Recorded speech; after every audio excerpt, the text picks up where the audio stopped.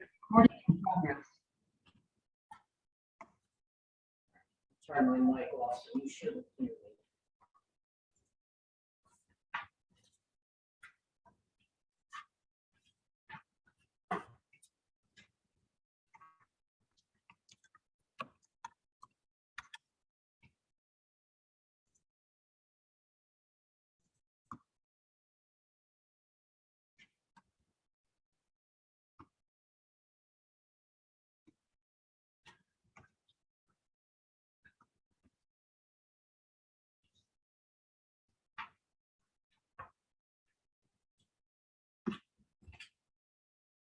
We are waiting for 3 people yet.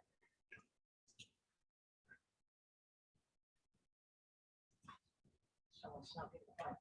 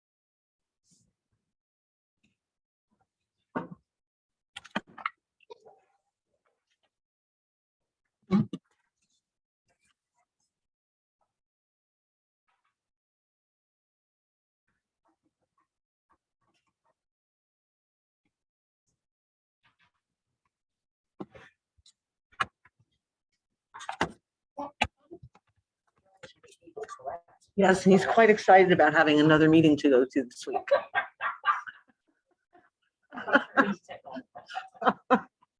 Yeah, we both whined about it this morning.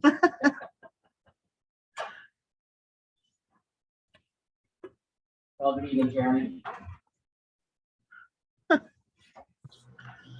Oh, I have audio privileges. Hi. I'm not used to Use it having that. wisely.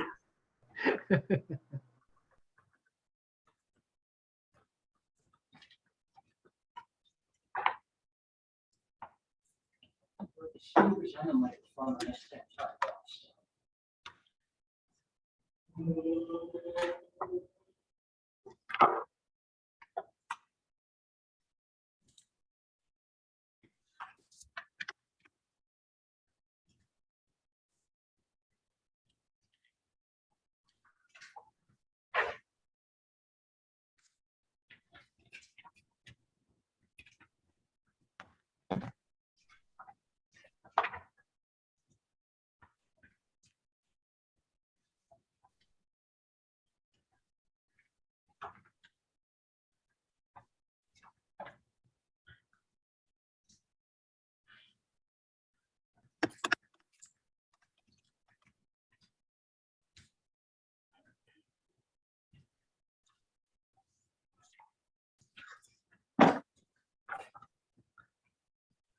Hi. How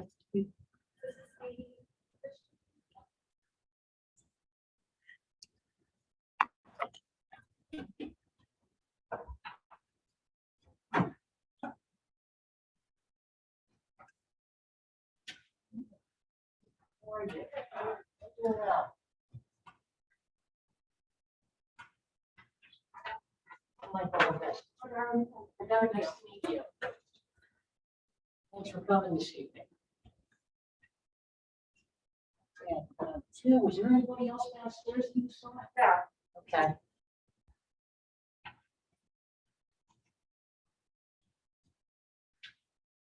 Actually, Norma is at rec, correct? Yes, Okay, she's got an event this evening. right, their anniversary thing. Yes.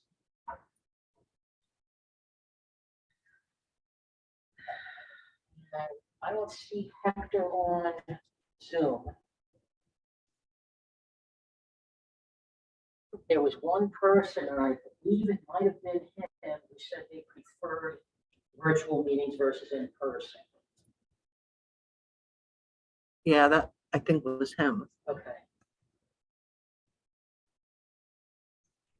I'll give it 2 more minutes and then we'll get going. I want to be cognizant of everybody's time this evening.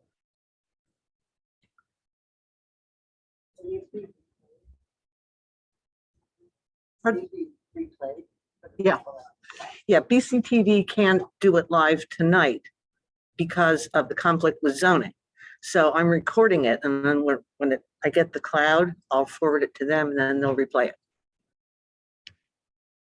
So I have to do this right the first time. Yes. It's also streaming on Facebook. Right. I'm not even on that. Correct.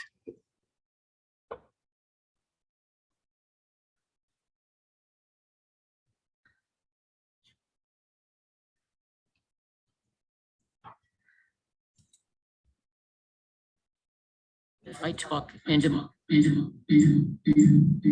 that's my concern.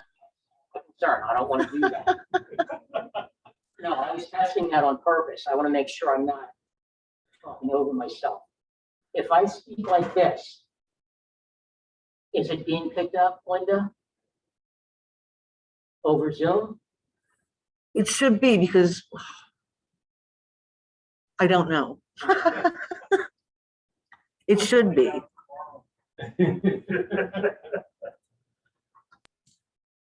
Because otherwise we get this.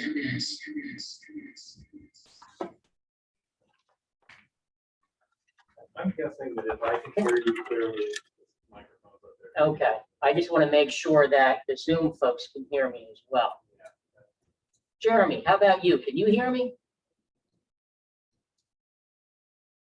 He's taking a nap. Yeah. It's hard to make it. There's a reason they don't turn the cameras on.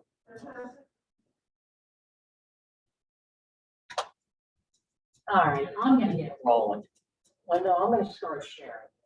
Okay, go ahead.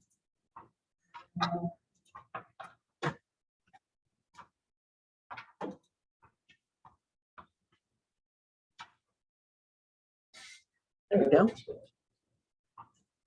Number one, everybody, good evening. I'm gonna stand up so I can see you folks. And there the camera's got me as well. I'm Michael Lembeski. I'm with the Berks County Planning Commission. I've been with the County Planning Commission for over 33 years. This is my 4th decennial census, so this is not my first rodeo. It's my 2nd time helping the city out with the redistricting process. Thank you all for your time tonight for the next 4 months. And we are limited to 4 months. So don't think this is going to drag out. The city charter limits us to 2 months. What I want to do tonight, and this looks like a long agenda, it looks like I have a ton of slides. We can bang through this in not too much time. Just want to welcome you all here, introduce ourselves so we get to know each other.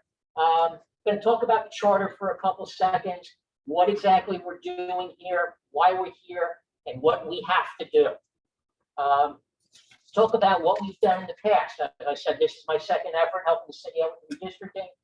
What we did, how we did it, and how that's going to help us this time around, hopefully.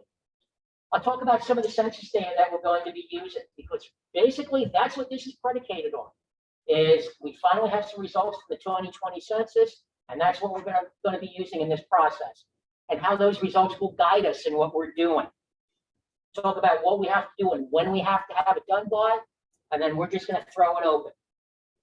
What I'd like to do initially is just go around, and for the folks on the Zoom chat here, if you could just go down in order so we can get to know each other, more so I can get to know you, and we'll just take it and roll it along from there.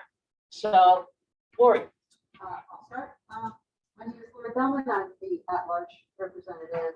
I do live in the Center Park District, which is District 6. Have lived in the city as an adult since 1988. Was born and raised here until 1972. So a little absence, not long, and definitely have been around for a long time. Right. Well, thank you. I appreciate your time. Hector Ruiz is not with us this evening. Norma Castro, she does have another event this evening, so we cannot have her. Mr. Shea. Tom Shade, District 3. We love, my dad used to say fly trees, you know that. Been a city resident my entire life. Basically in the same house my entire life. Looking forward to this. It's something that I've seen done. Looking forward to getting to be part of. We're glad to have you. Thank you. Mr. Cal. So I'm Brian Kell. I am not a long-term resident of Reading. This is my 5th year at Reading.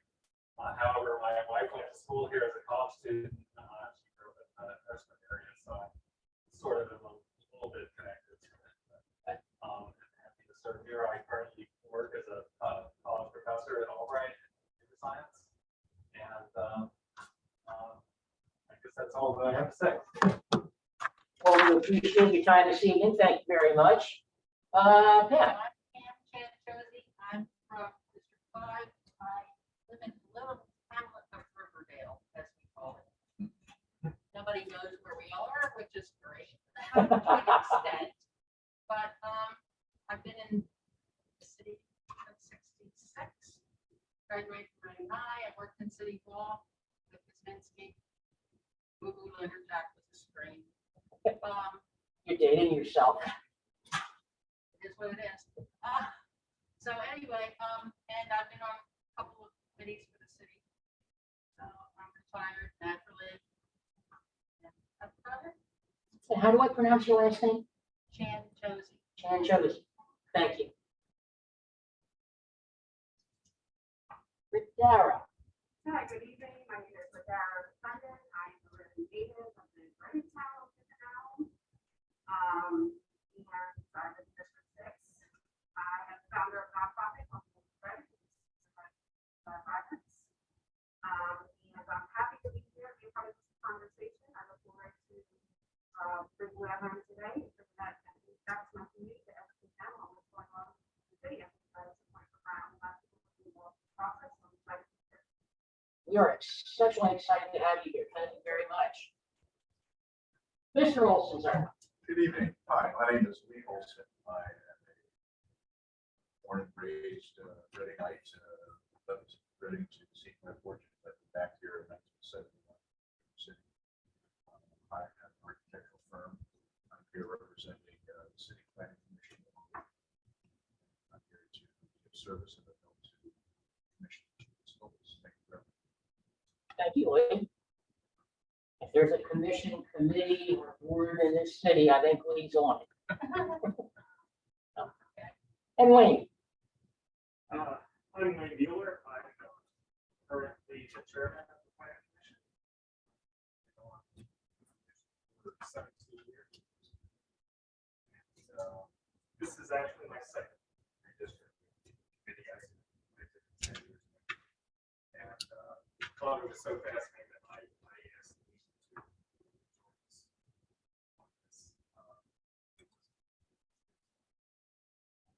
Thank you for that, and thank you for joining us again, second round. Linda, since you're going to be helping us out, does everybody know you? I think you're the only one that I've not met before. I'm Linda Kelleher. I'm the city clerk, and I'm helping you all stay legal. Another night out of her month that she really didn't need, but we appreciate her time. My third night in a row. How about that?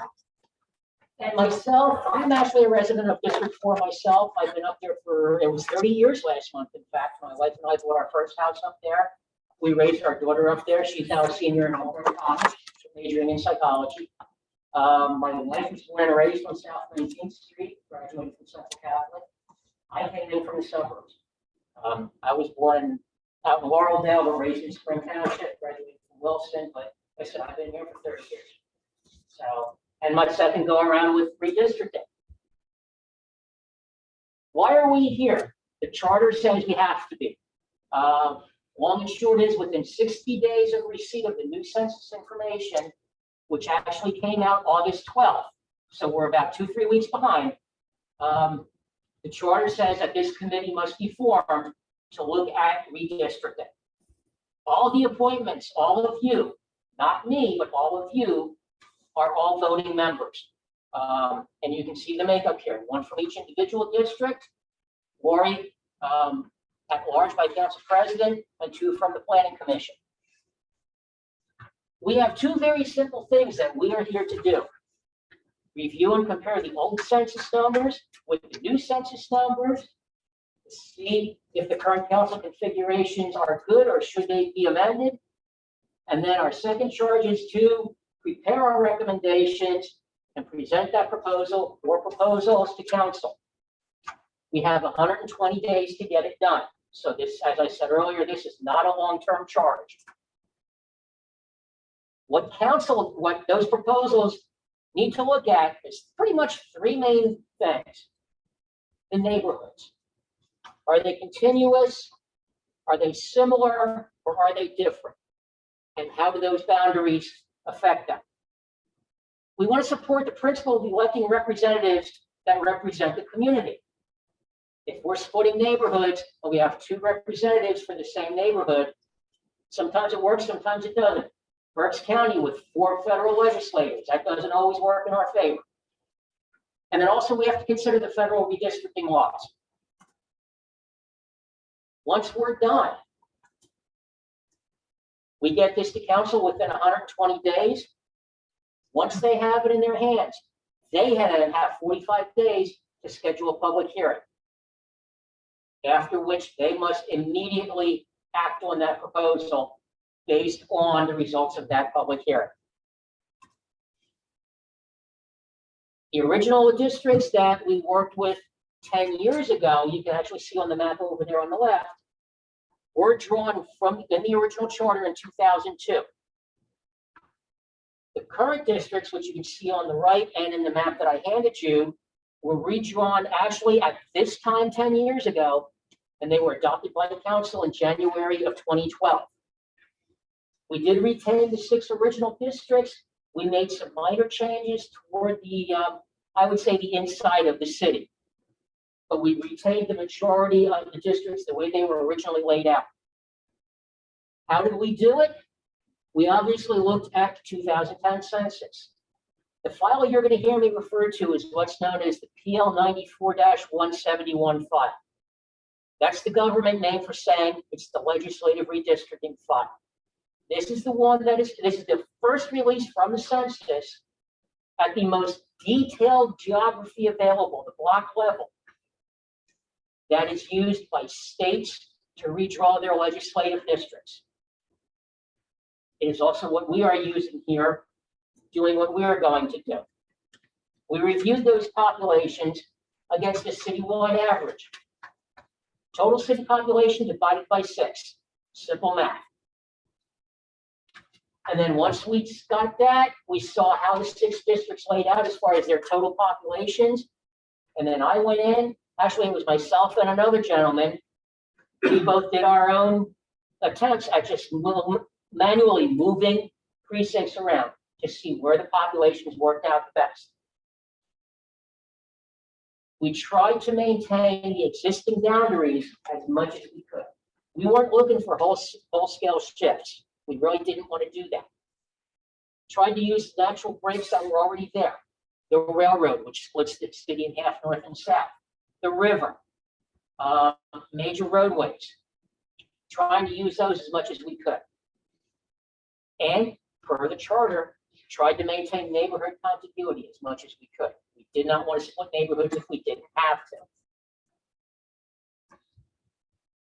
The one thing that we have to work with, though, we have to use the ward and precinct boundaries.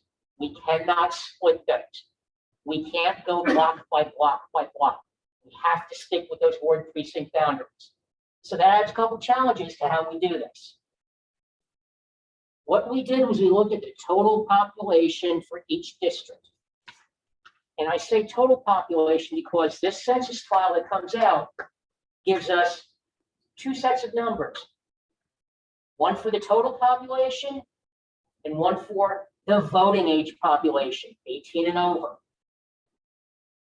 We chose to use the total population number because in 10 years, those 8-year-olds will be 18-year-olds and they will be voting. So it was decided to use the total population. Honestly, I looked at various state redistricting processes that are going on right now, and I could not find one that specifies using the 18 and over population. So I honestly think we're okay there. It worked for us in the past. I don't see it being an issue again. Some things we did not look at. We didn't look at Democrat versus Republican versus independent. Let's face it, this city is majority Democrat anyway. So that really does not come into play with us. We did look at Hispanic origin because we knew that was a growing segment of the population. There were concerns that we did not want to leave that segment underrepresented. Well, it turns out back then, as it is now, every single district was already majority Latino. So that was not a concern. And like I said, we used the total population. We did not look at the over or under 18. You can see by what we did, the results. Now I'm actually going to come up here. Where we made changes, as you can see up here, District 4, 6, and 3. Did I do that? I don't know. I know I didn't. Touch screen. Okay, and I didn't touch it, I got close. Okay, thanks. We made some changes up here in the northeast area and actually simplified the districts, made District 3 a little more contiguous. But then down here in the south central part of the city, we did have to do some shifting. Originally, the railroad track was used. I couldn't get away from that to save my life. I had to use and split that up there. We did some shifts over here between 3, 2, and 1, but that worked for us the best we could. How can I say it worked? We kept the neighborhoods intact as much as we could, but also mathematically, it worked. Each district should have, in theory, 1/6 of the total population, 16.67%. This, when I say current, that's where they were based on the 2000 census. When the 2010 census came in, and when we were done, this is how we got them down again. So we took some of the really high ones, brought them down, some of even these, we were able to squeeze a little tighter. We had more equal distribution of population among the districts. And overall, that's what we're shooting for. Equal distribution of population, equal distribution of that representation.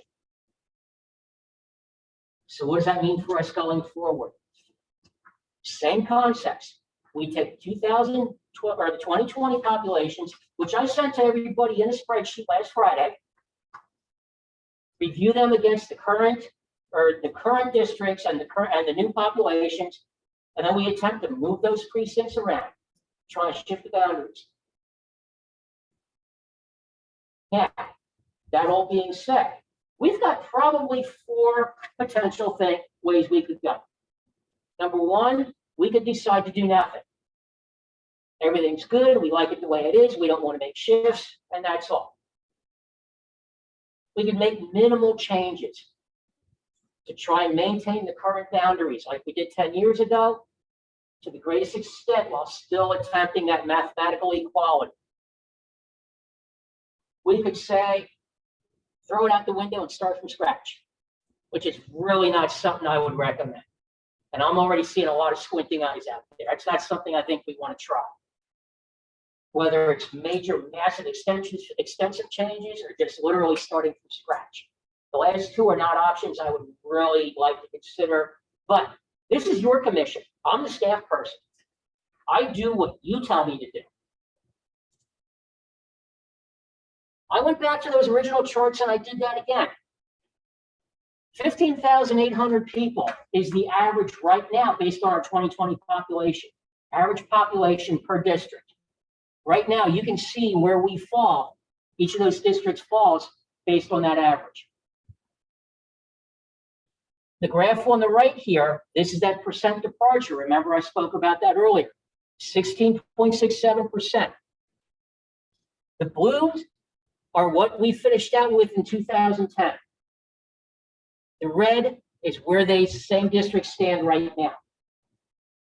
So you can see, not just has the city grown, but where it's grown has really shifted around. And that's one of the challenges that we're gonna have to work with. I mean, you can see District 6 alone has really grown a lot.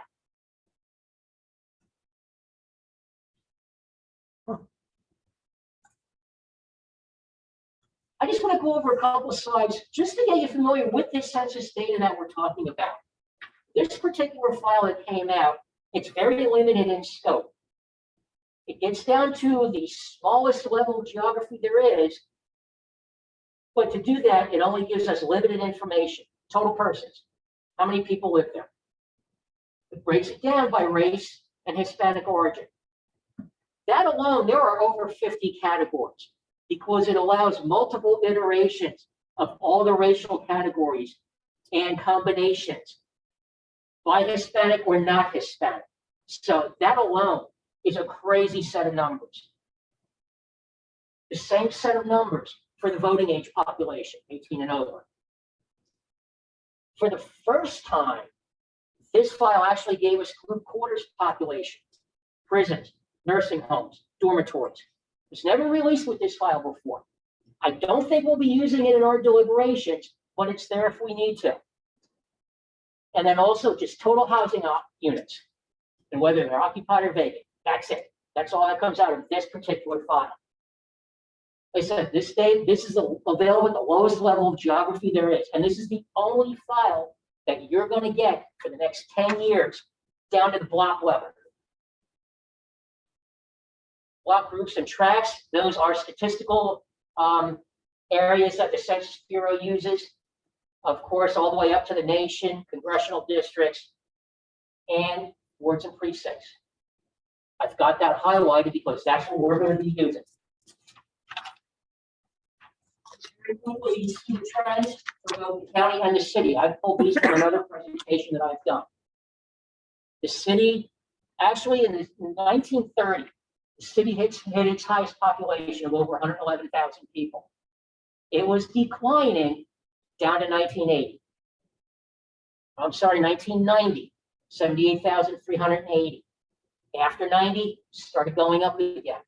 And with the 2020 census, gained many more people than I thought it would. Some are saying there should be more. I don't know.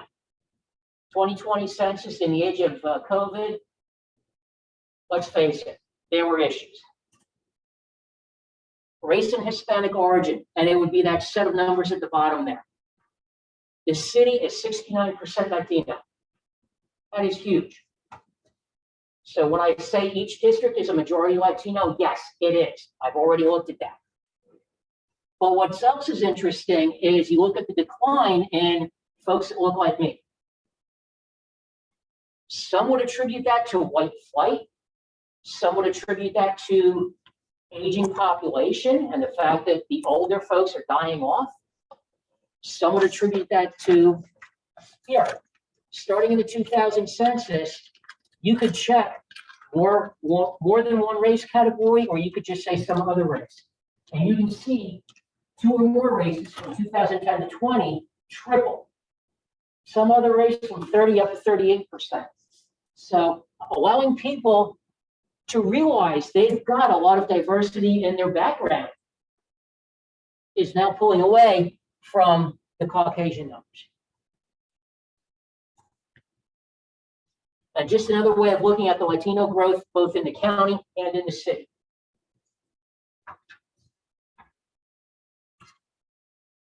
We are getting older, countywide and in the city. When you look at the percentages of under 18 and over 18, two things come out here. Number one, we're going to need more senior services. Number two, this is the future of our workforce. We got problems. Without kids to replace these folks, we've got concerns. And that's not just in the city. You can see how the older population in the county has continually increased since 2000, and the number of under 18 has been declining. I have another chart where I, not here, but where I show in this census, 13 out of 18 school districts lost student age population. All you folks that have been around for a long time remember all the building booms that the school districts were undergoing in the 1980s and the 90s. Now they're wondering what to do with all that space. Households. A household is nothing more than an occupied housing unit. Doesn't matter if there's one person in there or 20 people in there. It is a household. In the city, they were actually declining for 3 decades until finally, boom, it went back up again. But what's interesting is the household size has not followed that same suit. They pretty much leveled off now. Combination of people not getting married, more people living by themselves, having fewer kids, having kids at a later age, all kinds of factors that have not come out in this release, but that's what we've been suspecting over time. And when you look at the number of housing units, for 3 decades, relatively steady, slightly declining, and then all of a sudden, boom, up. The number of conversions really comes out in this number right here. But yet, you look at the vacant units, those numbers at the bottom. Up, up, up, down. There's your housing market right now. Which is interesting considering this information was taken during the pandemic. So right there is your current housing market. All right, where are we going? We have 4 meetings scheduled. Tonight, we're just talking about the process, introducing you to the numbers, general questions. You've got the maps, tell you what we've done and what we'll probably be doing. When we meet in December, understanding full well the Thanksgiving holiday is in there already. We're going to start with doing our first attempts at what we're doing. And then in January, knowing full well Christmas and New Year's is in there. Second meeting to try and confirm what we're doing.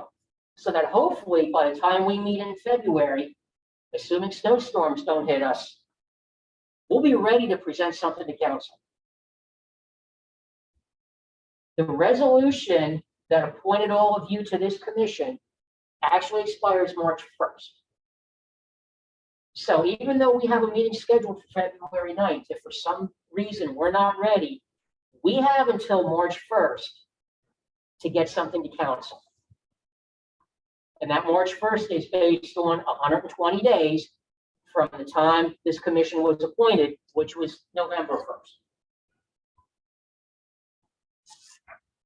Once we have something in their hand, once I deliver it to Linda as council secretary, council has 45 days to schedule a public meeting, after which they must act on it at their next regularly scheduled business meeting.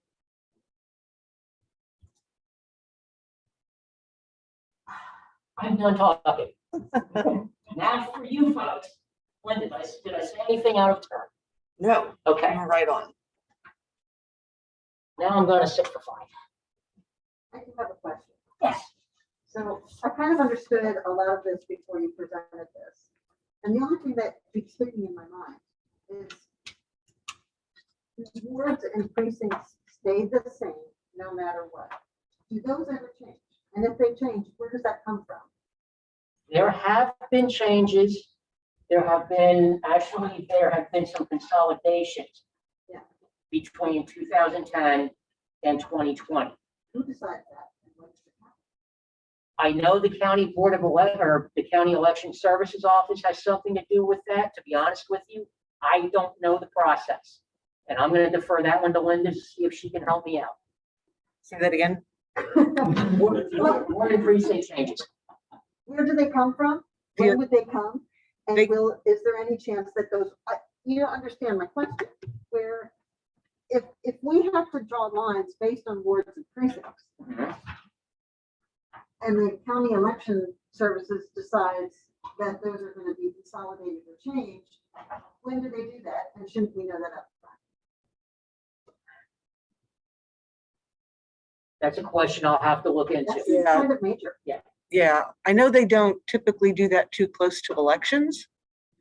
But Yeah, that's usually like a middle of a decade kind of thing. well, it actually happened over the last 20 years more often than that. Okay. Yeah, I mean, because I was in, mine got changed, and, you know, I was in 14.1, and now I'm in 14.4, so.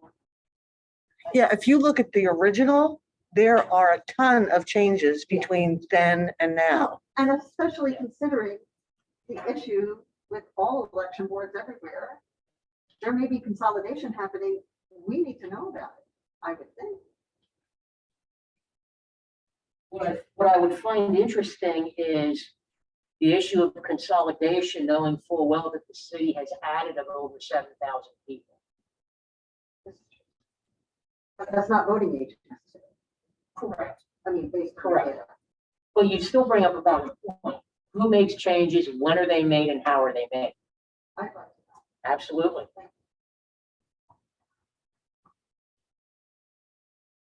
I used to just get random calls from Debbie Oliveri, and she would say, we're consolidating these, precincts, this board, I need a polling place. But how What that, do you think? I mean, that came to would be, I don't know. definitely influence this. You can't split a water's precinct. Well, if there's consolidations, it would just have to be within the districts that we draw, if it happens later. Yeah, But I'd you can't imagine. have, the same precinct voting for two different council people. correct, I would imagine that the districts play into those It decisions. has to go before that decision. Yeah, And, I mean, just an opinion on my part, I'm not sure what the county election services. Well, did they hire a new director yet? not yet, no, and that's what's going to be my response was until they've got a director in there, I don't know what to say. That may be a while. Yes. You could ask Kevin. He'd probably know. Thanks. I would love to. No, that's a great know that question. answer. And is the population equity, is that the number one consideration?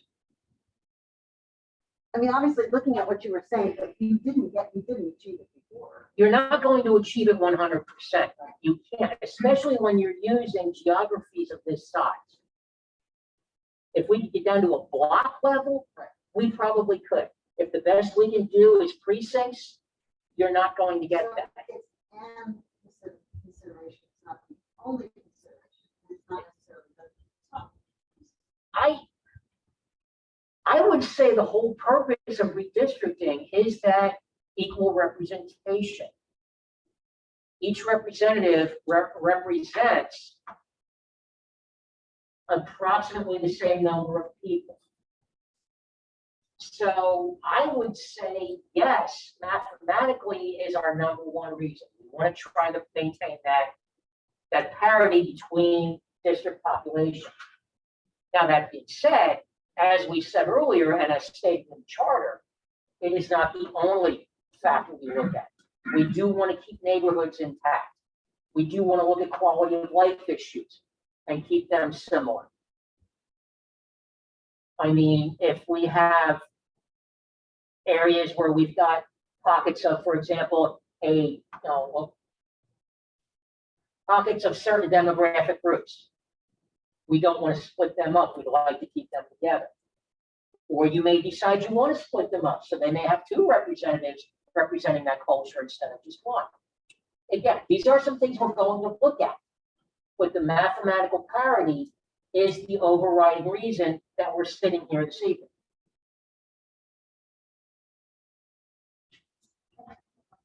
The PL for 171, you reference. Yes. Frequently, that it's so very detailed. Is that a report that we as the commission get, or that you just have access to and you're sharing that information? What I sent you on Friday afternoon, right before I walked out of the office, that is the number that those are the numbers that we're going to be using as a per overall basis. Those are the numbers that you saw me show on the screen from both 2000, 2010, 2020.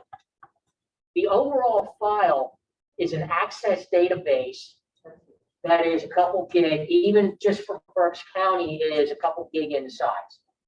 I will get you any number you want. That's not an issue. Just curious.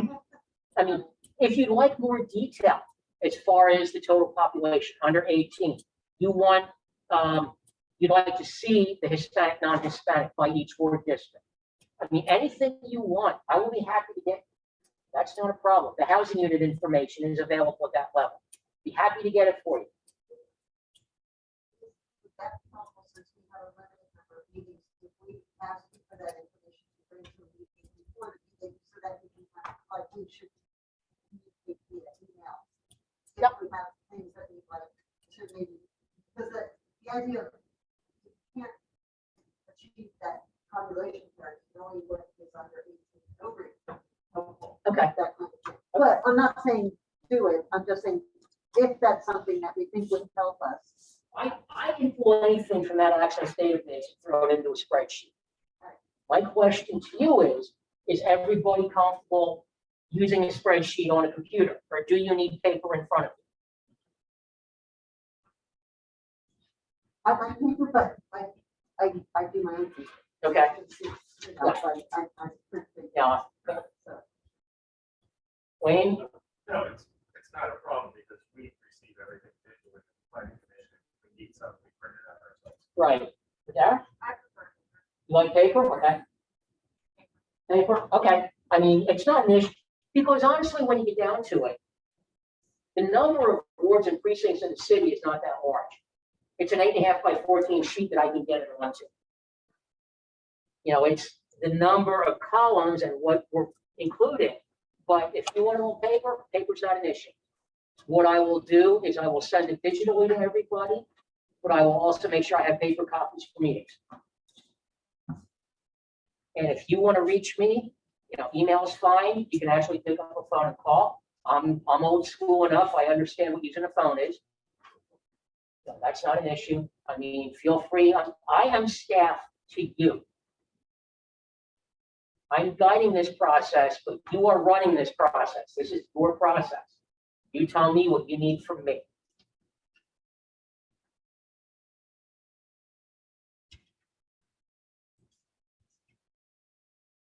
Because I know Linda's already tired of hearing from me. Oh, never.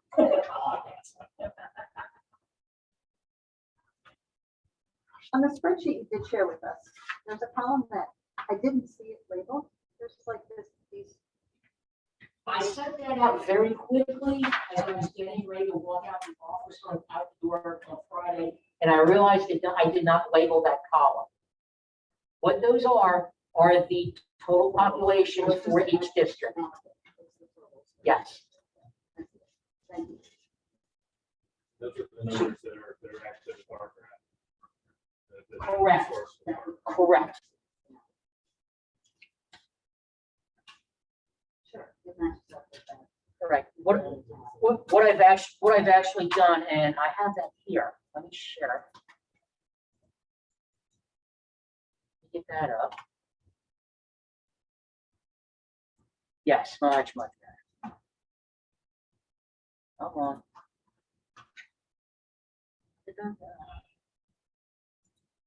Won't be difficult for me now. There we go.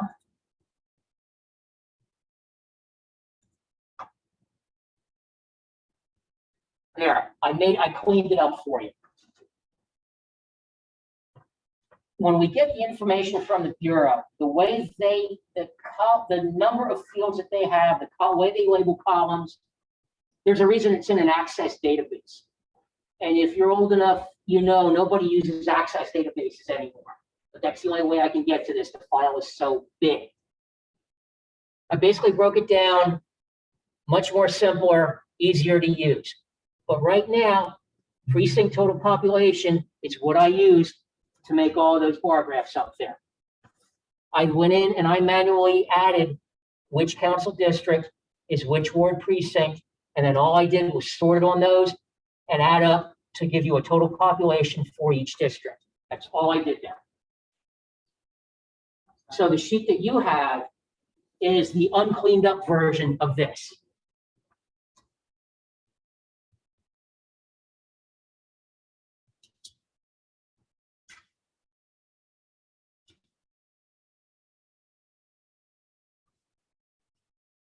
and I just did that for every district in the city. And made sure my math added up correctly, 95, 112, 95, 112. So there's your total city population. And the graphs, I just took that number divided by 6, and that's what your mathematical average should be. 15,000, and I forget the rest.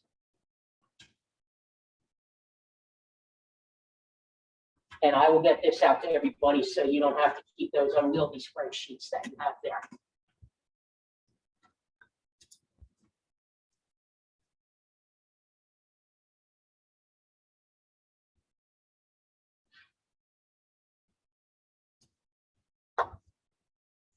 So what would be helpful for the next meeting, for all of us to take a look at these maps and start deciding, like, we come together with our little maps saying, it makes sense to just this, just that. Is that where we start? Is that how we go about this? Is that, I mean, what should we be prepared to do by December? When we did this 10 years ago, it was pretty much myself and Mel Jacobson. We were the two that went out, and we started doing all the shifting around on our own. And it was basically that. Okay, I have my District 1 is at a certain level. Next door, District 6 is at a certain level. Can I move a precinct around from one to another? Or that doesn't work. Okay. Can I take 2-1 and add it to 3-1? And that takes me from District 1 to District 2. That's all we did, was manually, one at a time, a bunch of paper, a couple pencils, and a calculator. And I mean, that's how we did it. Mel came up with his proposal. I came up with my proposal. We bantered them around among the commission at that time. We talked about the various issues. We talked about the neighborhoods, talked about the boundaries, and ultimately the commission decided to go with my proposal. Now, Mel had some great concepts. His math was not as close as mine was, and ultimately the commission decided they wanted to go with the math. So we have to decide that whether we want to go with getting the math as perfect as possible versus demographics or whatever, because I'm a puzzle guy. I love puzzles. This is an impossible puzzle. Yeah, yes. Because the ones that need to be balanced out are nowhere near one another. I already took a couple stabs at it. It's not going to be easy. I can tell you that. I think that I have a couple charts that I put together that are trying to be crazy. I mean, obviously, the railroad is a big thing. Yes. But I mean, you get to the center of town, you need 700, roughly 700 in one balance out, but minus 700 the other. They're nowhere near one another, and you can't find a precinct that has 700 people. They will have 2,600 or 1,800. Yeah. Which is why when I was looking, when I say when Mel and I were both trying to do this is why we came up with, we managed to get rid of this little hook in here. Or I'm sorry, we got rid of this little hook in here, and we added, we brought 3 up, but we cleaned it up on the northeast end as well. Yeah. And that's how the math worked out. We had to make, just for District 3, we had to make changes up in 4, changes down in 2, and then concurrent changes over in 1 to work with 2. The only district we did not touch was Donna's up here in 5. We did not touch District 5. That would have worked out perfect. We didn't have to do anything with it.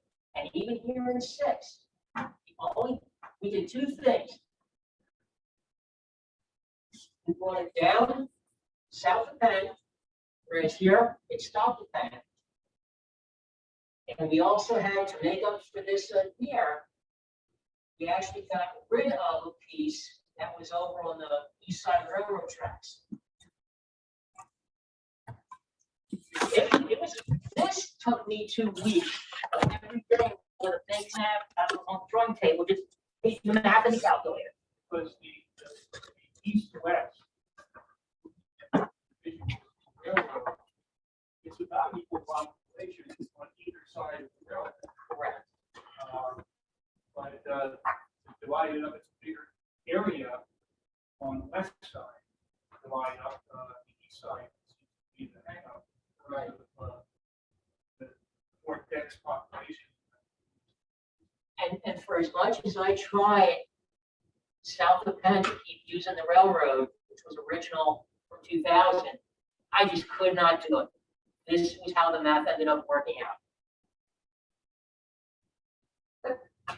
So when that happens, and please, correct me if I'm wrong, there has to be sometimes a district that doesn't, there's got to be some inequity, some population inequity. And that's where I think representatives from each district can help, because you understand your district and your neighborhoods And that's the whole point. better than if you are just a numbers person.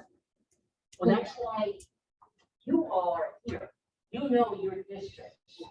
Wayne and Lee, you've got that 30,000 foot view of the entire city. The rest of you, the rest of you from districts, you know those districts intimately. Whereas you two, you know those areas well, but you also know the bigger picture. And we actually asked me, why am I here? What is the point where you've already got the 6 district members from the 6 districts and Lori at large? And I said, that is going to be your purview, is that overall citywide view. Yeah, I've lived here for 30 years, but I don't know the neighborhoods the way you folks know the neighborhoods. I'm almost like Lee and Wayne. I can give you the 30,000 foot view. You folks know the streets better than I do. I know what I ride on my daily commute on my bicycle between here and Albright College. And yeah, my wife grew up on South 19th Street. My father grew up on Minor Street. So I know South Penn fairly well. But I don't know the whole city the way you folks do. So yeah, this is where you are really going to play into that. It is especially with those neighborhood issues. Knowing not just what's going on, but who's living there. What are the issues that the people have? What groups are there? What little enclaves are there? And how they should be represented. And this all goes back to what the charter says. Yes, we want mathematical equity, but we also want to make sure we keep neighborhoods intact. We keep quality of life issues in the forefront as well.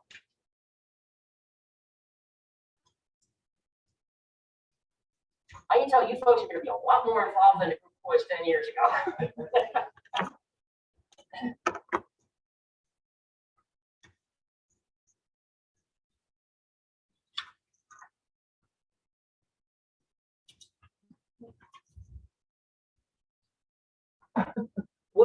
What I would recommend at this point is I will get you some more census information. I'll get you that over 18, under 18 information. I'll get you total housing units. I'll get you some of the race and Hispanic origin information. And then from there, it's basically sitting down and moving precincts around. Yeah, for the state, they have software that does that. I don't have that software. I'm your software. I will volunteer. I can go even bigger than this. Okay. If that helps you with a piece of paper, my email is there. I am the former owner of Valley Store, right up the street. I think you read before. Yeah, yeah. So I mean, if paper helps anybody, and it's beyond, whatever, I will donate that to the. Thank you. I appreciate it. So, What helped me is there a map somewhere that we can on the computer pull up each street? I try everything Yeah. to try to figure out the street, can't see the street name. And it's kind of hard, you're guessing, you make an assumption, okay, here's 10th Street. Well, the next big one is Washington and Walnut, yeah, I know all the ones. But then, you know, where at some point you can't see it, like, where the heck is Buttonwood Street? It disappears. Would it help to have maps of each precinct, or I'm sorry, each district? Yeah, it could, and one, yeah, ones that would be large enough that you could actually read the street names. Okay. What? A little bit of overlap so you can see what's going on in the immediately adjacent precinct. Right. I would just do an enlargement of a certain area. I wouldn't Yeah. block out the surrounding area. All right. But even if this map could be put in four quadrants and made available, be Okay. able to get it a bit more. Well, As we get older, our eyes get worse. given that this map says produced by Berks County GIS, I'm guessing I can talk to Berks County GIS and I can get that done. I'll talk, because Brad Shirey did this, so I'll talk to him and I'll get him to help us out. That shouldn't be an issue.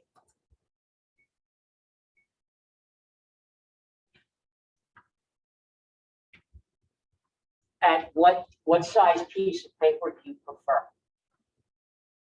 I don't need paper. It could be a file. Just something scalable that we, okay, my district, like you said, with a little bit of overlap, would be helpful, where you're actually seeing.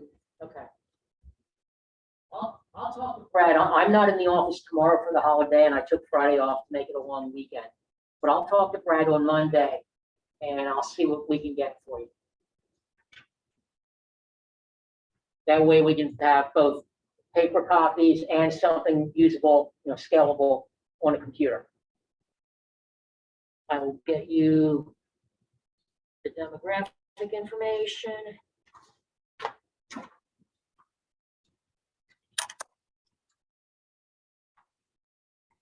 Pam, if I send you a spreadsheet, is that okay? Perfect. Okay, Also, the information I see Lee and Mr. Shea have, the blue, that packet that you have there, did you send that out? For That us? was the, I, Because that I was did not receive. I sent that out earlier today. Oh, okay, okay. Well, it's at the doctor's office today. Okay, yeah, So I didn't see that. I cleaned that up this morning and I sent it out either right before or right after lunch. Where's it? Yeah, because I didn't get it back. I didn't get it until after I got back. Okay, 351? 1:30. okay. Yeah, it was right after lunch then. Right before the planning commission meeting at 3 and Is this the file? PowerPoint. It was a All the way PowerPoint. down at the bottom. PowerPoint.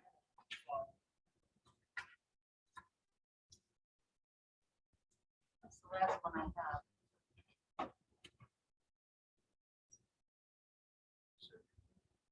That one at 3:51 today, that was my last one.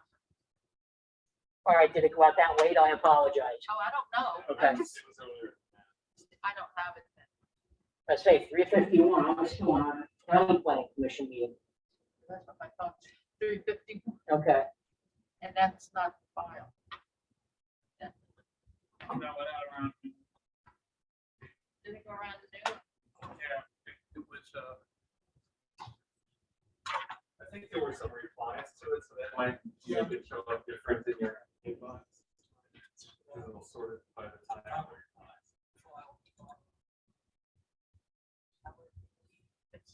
Is it- yeah, that was Lee asking me if I had paper maps at 3:51.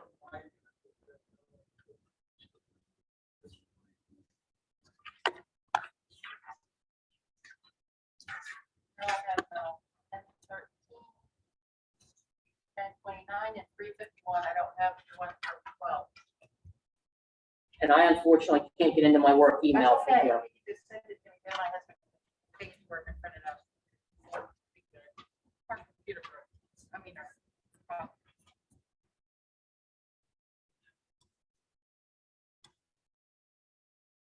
I appreciate that. Thank you. Sure.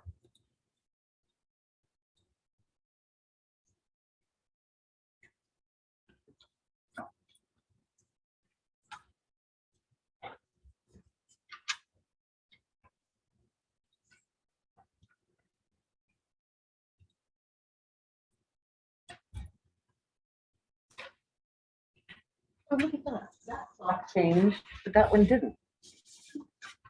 I'm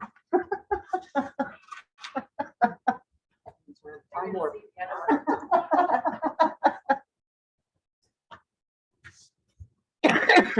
Maybe they just keep one for daylight savings time or one for. Look at it. Standard Ohio. What is that show? Yeah. Is that your? It's on Alberta's campus. It's down by their athletic fields.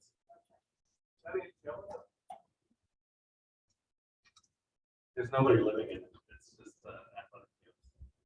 There's another even smaller one right at right where West Reading is, right at the junction of District 1 and District 6. There's a tiny little tiny piece of park. That's That is the old Isler electric station. okay. That is that piece of Kumru, because back in the 30s, 40s, 50s, I forget when, there were tax issues. And since that was at that point considered non-taxable, and there were some municipal changes going on, it was decided that we don't want untaxable land, so that's why that little piece stayed gone. And originally, that's what happened with that other piece down there, in the southern part. I don't know the history behind that, but it's the same thing.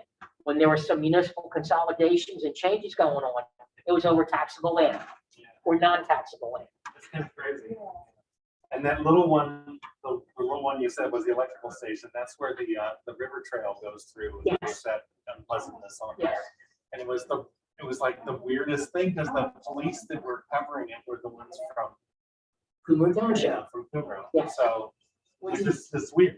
It's so far from the rest of the township. Well, and, I do transportation plan. This is only a part-time gig for me. When we talk about who responds to an incident on the West Shore bypass, it depends on which 300-foot stretch it's on, whether it's the city, West Reading, or Kumru Township. With the river. Yeah.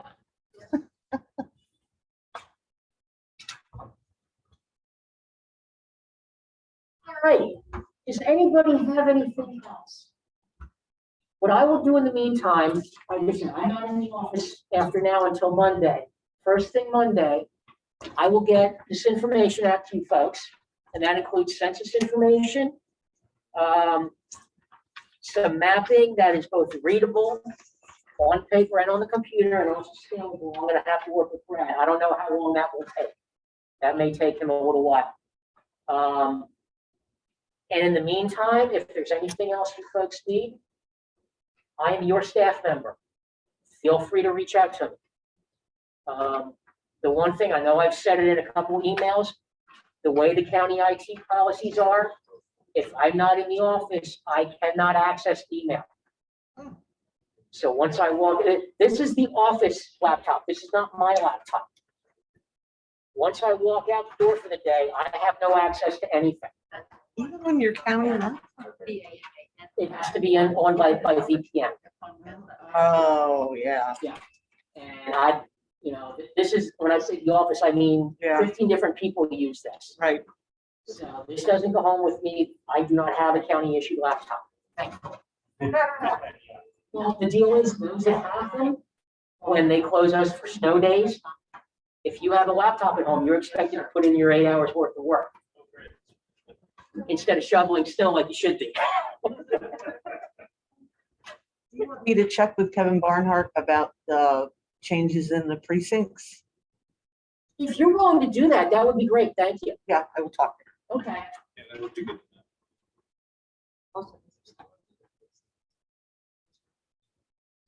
The last time there was a change, I think, was 2 years ago. For those dead people that are open trial. Right, Yeah, right. yeah, that principal was looking at that this morning, because that's above Robinson Street, that's the middle of the cemetery. The people go to, don't they? According to whoever you talk to, yes. Jeremy Long, do you have any questions? No, I think at this point I don't. Thank you, though. Thank you for attending. We appreciate it.